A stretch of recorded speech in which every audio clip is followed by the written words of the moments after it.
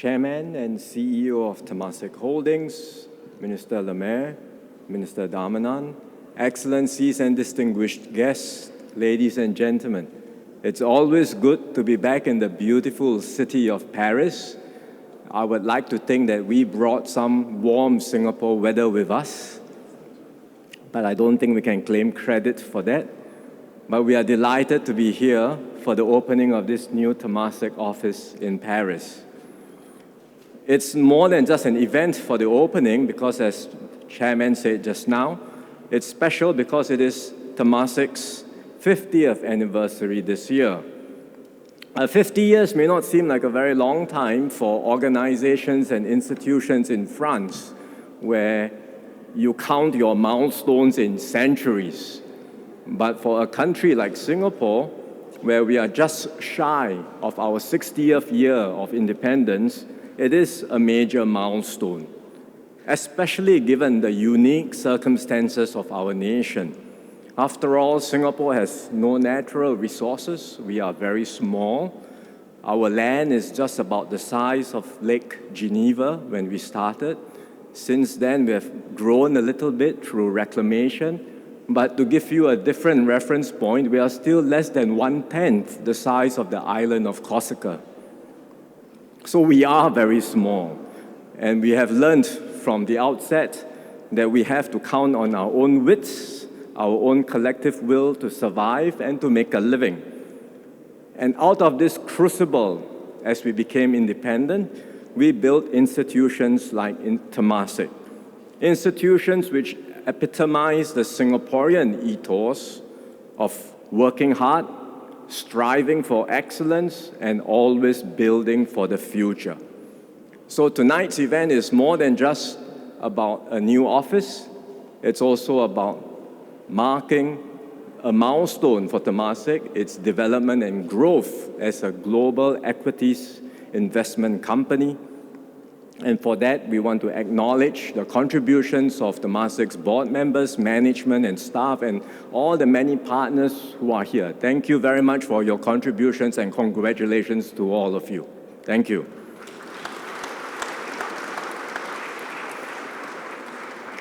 Of course, we are very happy that we are able to mark tonight's event in such a venue. It's a beautiful location, originally built for the 1900 Exposition Universelle, the World Fair that brought together nations across the world to exchange ideas in technology, arts, and culture.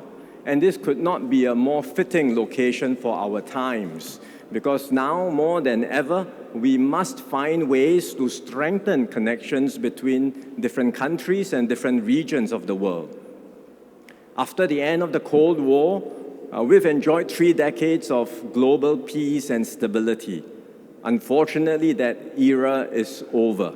Great power politics is back, and we are now in an era of competition and conflict where there is no turning back. We have conflicts raging in Europe, in the Middle East, and Africa. We have more protectionism, more economic fragmentation across the entire global economy, because countries everywhere are focusing more on national security and resilience rather than economic efficiency and win-win cooperation. We wish all this were not happening, and we must certainly work hard to shape better global outcomes. But we also have to be realistic, because great catastrophes often seem unthinkable until they actually happen. Things may well get worse before they get better. But despite the challenges, there are still opportunities to be seized around the world. We see this in Europe, which is a key part of the global economy and the world's largest trading bloc, with many French and European companies at the forefront of innovation. We see this in regions like the Middle East and Africa, where there are countries growing steadily and making good progress in closing development gaps with their young and growing populations, all eager to move ahead in life. And of course, in Asia, the growth story continues. China remains a key part of this story, given its size and economic weight and its strengths in engineering and manufacturing. But there are other parts of Asia that are also growing and becoming more important in economic and business terms. India, for example, is rapidly emerging as a powerhouse with vast potential to be unlocked. And the economies of Southeast Asia or ASEAN are also important in our own right. We have a combined population of more than 670 million, a dynamic, young and educated workforce, and a sizable and growing middle class. There is a diverse range of economies in ASEAN with countries at different stages of development. So we operate in a looser configuration compared to the EU with your economic and monetary reunion. But we are taking steps to enhance our integration so that ASEAN as a whole can offer more opportunities for businesses and investors too. Singapore is in Southeast Asia. We are at the heart of this dynamic Asian story. Our value proposition is to be a connector and a hub for Asia to the world and for the world to Asia. And we believe this role becomes more important in an increasingly fragmented world. And that's why we are redoubling our efforts to deepen cooperation with like-minded partners like France. Between our two countries, the relationship is comprehensive and multifaceted and deepening with each passing year. It's a relationship that has been built not just from the top down, but also from the bottom up, because our people-to-people ties are very strong.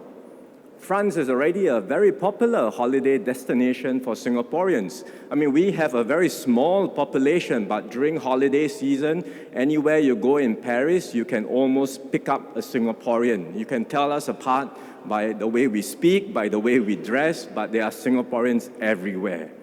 And many Singaporeans are also fans of French culture, be it your movies, culinary delights, your food, your wine, your fashion, you name it. Any major French brand is available and popular in Singapore. And the cooperation goes to areas that are not so visible to the public eye as well.